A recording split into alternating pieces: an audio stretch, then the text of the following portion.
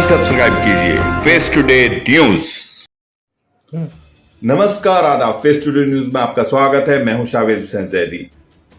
3 रोजा अनशन के बाद आज आम आदमी पार्टी के वरिष्ठ नेता संजय सिंह मेरठ पहुंचे और उन्होंने पीएम मोदी और योगी को बढ़ती महंगाई, बेरोजगारी पर आड़े हाथों लिया। उन्होंने ये कहा कि नफरत की राजनीति के सहारे बीजेपी हिंदू मुस्लिम में बांटकर वोटें हासिल करती है और इसके लिए जनता को इतना माइंड वॉश कर दिया है कि वो बेरोजगारी और बढ़ती महंगाई पर कोई सवाल ही नहीं कर रही। उन्होंने जनता को बताया कि किस तरह से बीजेपी हिंदू मुस्लिम करके उनकी वोट। मेरठ की क्रांतिकारी धरा पर आज हम सब आपसे हाथ जोड़कर प्रार्थना कर रहे हैं, हमें भी शक्ति दीजिए, हमें भी साहस दीजिए, हमें भी कुर्बानी का जज्बा दीजिए कि इस देश को महंगाई और बेरोजगारी से आजाद कराने के लिए हमारा भी संघर्ष इस देश के अंदर चले। मैं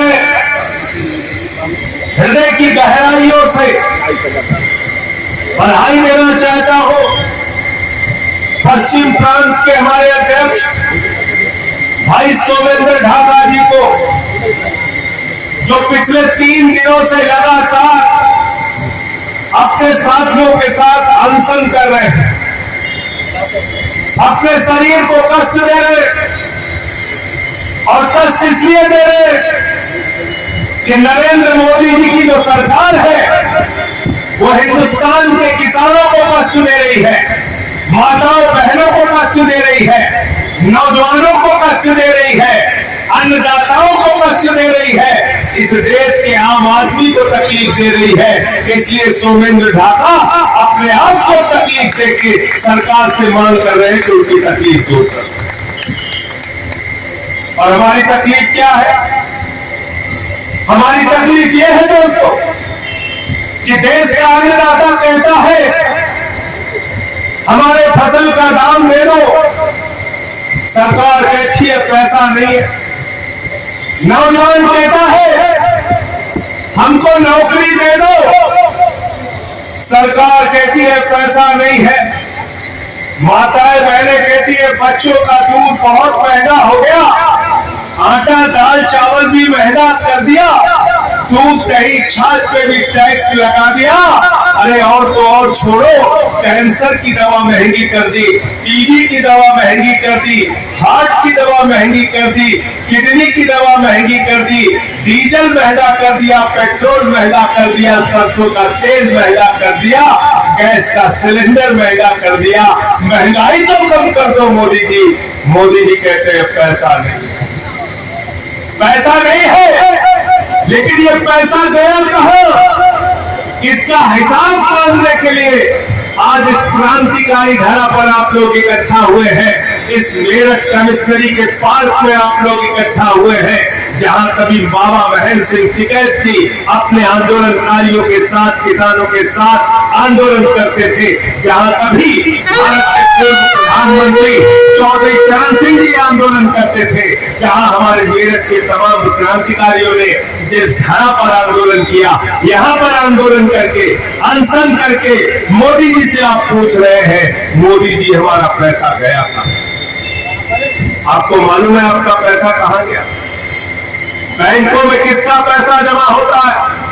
किसान का, मजदूर का, नौजवान का, छोटे व्यापारी का, कर्मचारी का। और वो पैसा जो आपका बैंकों में जमा था, वो पैसा मोदी जी ने निकाल कर अपने मित्रों को बांट दिया। कितना बांट दिया? 11 लाख करोड़ रुपए बांट दिया। जब उनसे पूछा गया संसद में 11 लाख करोड़ रुपए आपने अपने मित्रों को कर्जा दे दिया, कितना पैसा वापस लाए?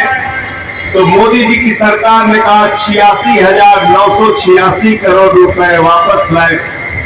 बोले बाकी क्या हुआ? बोले बाकी पट्टे खाते में डाल दिया, पट्टे खाते। 10 लाख करोड़ रुपए डुबा दिया मोदी सरकार ने। आपके बच्चों के दूध के लिए पैसा नहीं है, लेकिन मोदी जी के मित्रों के लिए 10 लाख करोड़ रुपए लुटा दिया। 10 लाख करोड़ रुपए सोमेंद्र ढाका का अनशन इस बात के लिए है कि वो 10 लाख करोड़ रुपए उनसे वसूल करो और ये पैसा किसानों को दो, मजदूरों को दो, नौजवानों की नौकरी को दो और हमारी माताओं बहनों को महंगाई से छुटकारा पाने ये मांग कर रहे हैं।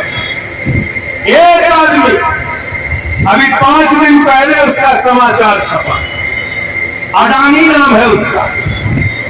अडानी दुनिया का दूसरे नंबर का अमीर हो गया।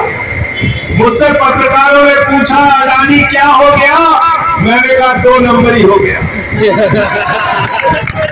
2 नंबर ही, बाप नंबर ही तो बेटा 10 नंबर ही। तो बोले बाप कौन? अरे मैंने कहा अडानी का एक ही बाप हिंदुस्तान में है जो उसको राजनीतिक संरक्षण दे रहा है, उसका नाम है नरेंद्र मोदी। है कि नहीं ये बताओ जरा। मोदी ने उसको कमवाने का, उसको अमीर बनाने का संकल्प ले लिया है। नरेंद्र मोदी का नारा है अडानी को दुनिया का नंबर 1 अमीर बनाना है। अरविंद केजरीवाल का नारा है इंडिया को दुनिया का नंबर 1 देश बनाना। यह हमारी लड़ाई है। आपको मालूम है अडानी के पास कितनी संपत्ति है? सोमेंद्र ढाका जी बार एसोसिएशन के अध्यक्ष हैं। अंकुश चौधरी भी बहुत पढ़े लिखे हैं, विकास शर्मा भी पढ़े लिखे हैं, हैदर भाई भी पढ़े लिखे हैं, अनूप पांडे भी पढ़े लिखे हैं। ये सारे पढ़े लिखे लोग मंच पे बैठे हैं। डॉक्टर सचिन शर्मा भी हमारे पीछे खड़े। ये सब पढ़े लिखे हैं, लेकिन अगर इन पढ़े लिखे लोगों से मैं कहूं कि 13 लाख करोड़ रुपए लिख दो तो कोई नहीं लिख सकता। लिख पाओगे? महेश त्यागी लिख सकते हो 13 लाख? जीरो लगाते लगाते थक जाएंगे। संजय चेची भी बैठे, अशोक कमांडो है, सबको मैं चैलेंज देता हूँ, लिख के दिखाओ 13 लाख करोड़, लिख के दिखाओ 13 लाख करोड़। जीरो लगाते लगाते थक जाओगे। इतना पैसा है अडानी के पास। कितना?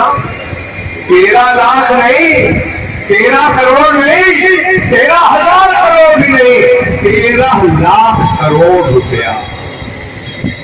कितना? 13 लाख करोड़। जीरो लगाते लगाते थक जाओ। और मोदी जी ने कर्जा कितना दिया है? सोमेंद्र भाई ने बताया 77,000 करोड़ बैंक का कर्जा माफ कर दिया। और कर्जा दिया कितना है? 2.5 लाख करोड़ रुपए बैंक का कर्जा दिया है। 2.5 लाख करोड़ रुपए बैंक का कर्जा दिया है। अगर आपको 2.5 लाख रुपए का लोन खरीदना हो, लेना हो बैंक से, 2.5 लाख रुपए का लोन लेने में चप्पल घिस जाएगी। बैंक का मैनेजर दौड़ा दौड़ा के आपके पसीने निकाल देगा। 2.5 लाख रुपए आपको नहीं मिलेगा। अडानी को 2.5 लाख करोड़ का कर्जा मिला। तो मैं तो कह रहा था मोदी जी, ये वैशाली सिन्हा को भी 2.5 लाख करोड़ का कर्जा दे दो, ये भी 2 नंबर की अमीर हो जाएगी। दिला दो इसको भी 2.5 लाख करोड़ है? क्यों भाई? गलत तो नहीं कह रहा हूं। तो ये अमीर बनाने की सनत सवार है मोदी। कह रहे हैं हम अपने बेटे अडानी को अमीर बनाएंगे। देश का बेटा गरीबी में रहे। भारत भूखमरी के मामले में 116 देशों की सूची में 101 नंबर पर आ गया। और मोदी जी अडानी को दूसरे नंबर का अमीर बनाकर खुश हो रहे हैं। हम ये व्यवस्था नहीं चाहते। हम चाहते हैं हिंदुस्तान से भूखमरी मिले और जो पैसा है वो सबको बराबर मिले। किसी एक आदमी की तिजोरी भरते हो, दूसरों को भूखा मारते हो, ये व्यवस्था नहीं चाहिए। आप पर गए थे हम लोग 2-3 साल पहले। एक किसान ने आत्महत्या कर ली क्योंकि उसके ऊपर कर्जा था। मनीष सिंह जी याद है आपको? कितने का कर्जा था? 7,000 रुपए। कितने का? 7,000 रुपए। और वो 60,000 का कर्जा नहीं दे पाया, इसलिए उसने आत्महत्या कर ली। क्योंकि बैंक वालों ने उसको घर पर नोटिस लगा दी, गांव में उसकी बेइज्जती हो गई, उसने कहा इससे अच्छा तो मर जाना। लेकिन आज मोदी जी के जो मित्र है, नीरव मोदी 30,000 करोड़ लूट के भाग गया, विजय माल्या 9,000 करोड़ लूट के भाग गया, नितिन संदेशवा 6,000 करोड़ लूट के भाग गया, ललित मोदी 3,000 करोड़ लूट के भाग गया। मैंने कहा नरेंद्र मोदी जी, ललित मोदी को पकड़ के लाओ। नरेंद्र मोदी जी ने कहा हमें पता नहीं ललित मोदी कहाँ है। अरे मैंने कहा सुष्मिता सेन से पूछ लो, वो बता देगी। उसी से पूछ लो, बता देगी। सुष्मिता सेन को ललित मोदी मिल जाता है, लेकिन नरेंद्र मोदी को ललित मोदी नहीं मिलता, इसलिए कि चोरी के माल का बंटवारा बराबर बराबर हो रहा है। अभी आम आदमी पार्टी के किसी नेता के बारे में पता चल जाए कि उसके नाना जी ने 4 समोसा 10 साल पहले खाया था, पैसा नहीं दिया, तो कहेंगे इसकी सीबीआई से जांच करो, इसको फांसी पे चढ़ा दो। कहते नहीं कहते? मनीष सिसोदिया के घर छापा मारो, केजरीवाल जी के घर छापा मारो, बाबा योगी ने मेरे खिलाफ 23 मुकदमा लिख दिया। कहां गए अरविंद माल्या? इनके जिले में भी लिखवा दिया, मुजफ्फरनगर, मेरठ, बागपत, ओमबिंदी का भी जिला, कोई जिला बचा नहीं, सब जगह मुकदमा मुकदमा मुकदमा। 23 मुकदमा लिखवाया बाबा जी ने मेरे खिलाफ, एक दिन में 9 मुकदमा लिखवाया, राष्ट्रद्रोह का मुकदमा लिखवाया। मैंने कहा बाबा जी 23 नहीं 2300 मुकदमा लिखो, लेकिन संजय सिंह तुम्हारे खिलाफ लड़ता रहेगा, हम कोई चुप बैठने वाले लोग नहीं। दादागिरी से उत्तर प्रदेश नहीं चलेगा, आंदोलन करेंगे, अपनी आवाज को उठाएंगे और आपसे लड़ाई लड़ेंगे किसानों के लिए, नौजवानों के लिए। जहां जाता हूं लोग अपनी पीड़ा लेके आ जाते हैं। कई ऐसे नौजवान हैं जिनका दरोगा में भर्ती नहीं हुआ, सिपाही में भर्ती नहीं हुआ। कई ऐसे बुनकर समाज के लोग हैं जिनका व्यापार बर्बाद हो गया। कई ऐसे हमारे शिक्षा मित्र माताएं बहनें हैं जिन्होंने सिर मुड़वा के सरकार के खिलाफ प्रदर्शन किया। कहीं बुलंदशहर में कौशल चौहान की कहानी है, जो शिक्षा मित्र अपने बच्चों का पालन पोषण नहीं कर पाया, तो ट्रेन के आगे जाकर अपने आप को मार लेता है, अपनी आत्महत्या कर लेता है। ये दुश्मनियां, ये कहानियां, ये तकलीफें, ये पीड़ा हिंदुस्तान की सच्चाई बन गई है। आज हमने अभियान शुरू किया सेल्फी विद सरकारी स्कूल, और यह अभियान तब शुरू किया जब बाबा आदित्यनाथ जी ने कहा उत्तर प्रदेश के सरकारी स्कूल को हमने कॉन्वेंट बना दिया है। हमने बागपत का स्कूल दिखाया, हमने मेरठ का स्कूल दिखाया, हमने सहारनपुर का स्कूल दिखाया, हमने बुलंदशहर का स्कूल दिखाया, हमने उत्तर प्रदेश के तमाम जिलों के स्कूल दिखाए जहां पर बिल्डिंग नहीं थी, टाट पट्टी पर बच्चे बैठ के पढ़ रहे थे, उनको नमक रोटी खाने के लिए दिया जा रहा था, उनको सूखा भात खाने के लिए दिया जा रहा था। आदित्यनाथ जी, ये व्यवस्था उत्तर प्रदेश में नहीं चलेगी कि तुम्हारे मंत्री मोटा माल लूटे और हमारे बच्चे भात खाए, नमक खाए, रोटी खाए। ये व्यवस्था हम चलने नहीं देंगे। आपका आह्वान करना चाहता हूँ, हम अपने बच्चों को नमक रोटी खाने नहीं देंगे। स्कूल की बदहाली के खिलाफ आंदोलन करना होगा और उत्तर प्रदेश के सरकारी स्कूलों को ठीक करने की लंबी लड़ाई हमको लड़नी होगी। अभी कल खबर पड़ रहा था गंगा मैया के नाम पे भ्रष्टाचार, गंगा मैया की सफाई के नाम पर करोड़ों का घोटाला।